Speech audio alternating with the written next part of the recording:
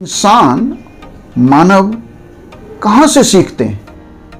हमारे अंदर जो इतनी सिखाई है वो आती कहाँ से?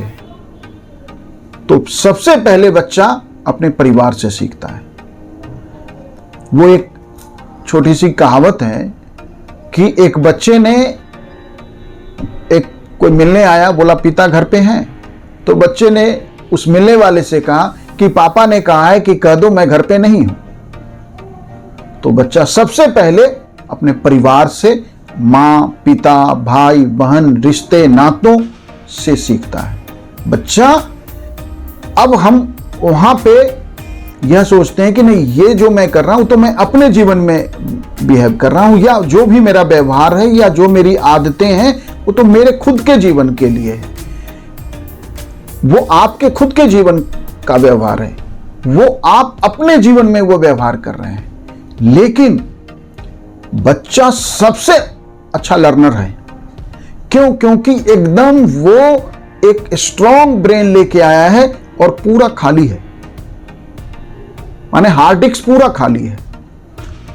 अब वो जो भी देख रहा है, जो एक्ट, जो बिहेवियर, जो आदतें, इसलिए कहा जाता है बच्चों में बहुत सारी आदतें पिता के या मां की होती है।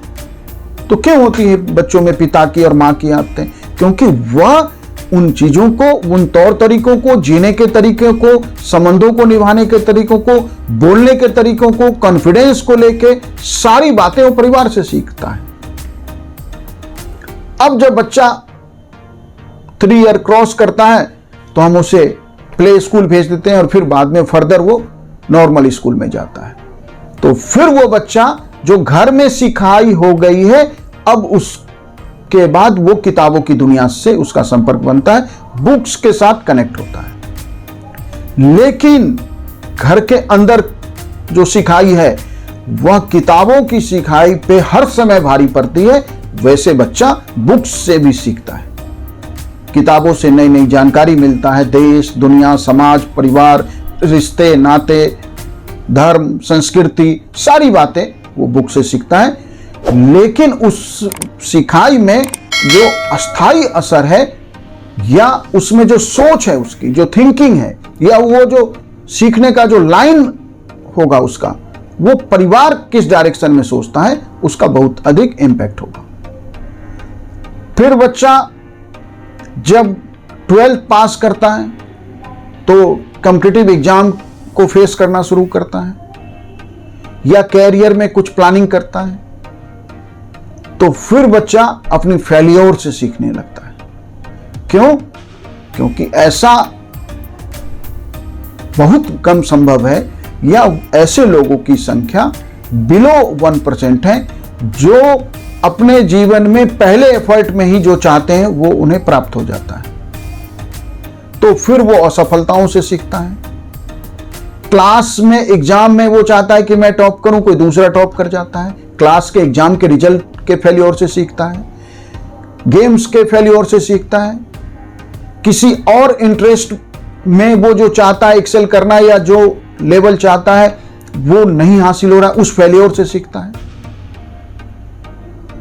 और फिर इन्हीं बातों से अनुभव, एक्सपीरियंस डेवलप भी होने लगती है और एक दूसरे समाज, परिवार, रिश्ते, नाते, बुक्स, फेल्योर्स, इनसे एक्सपीरियंस भी डेवलप होती है और उन एक्सपीरियंस से भी वो सीखना शुरू करता है बच्चा।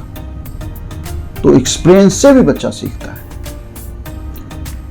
फिर बच्चों के अंदर प्रकृति भी सिखाती है कि यदि एक बच्चा किसी ऐसे क्लाइमेट में है जहां टेम्परेचर माइनस में है तो बहुत सारी चीजें वो उस प्रकृति से सीखता है।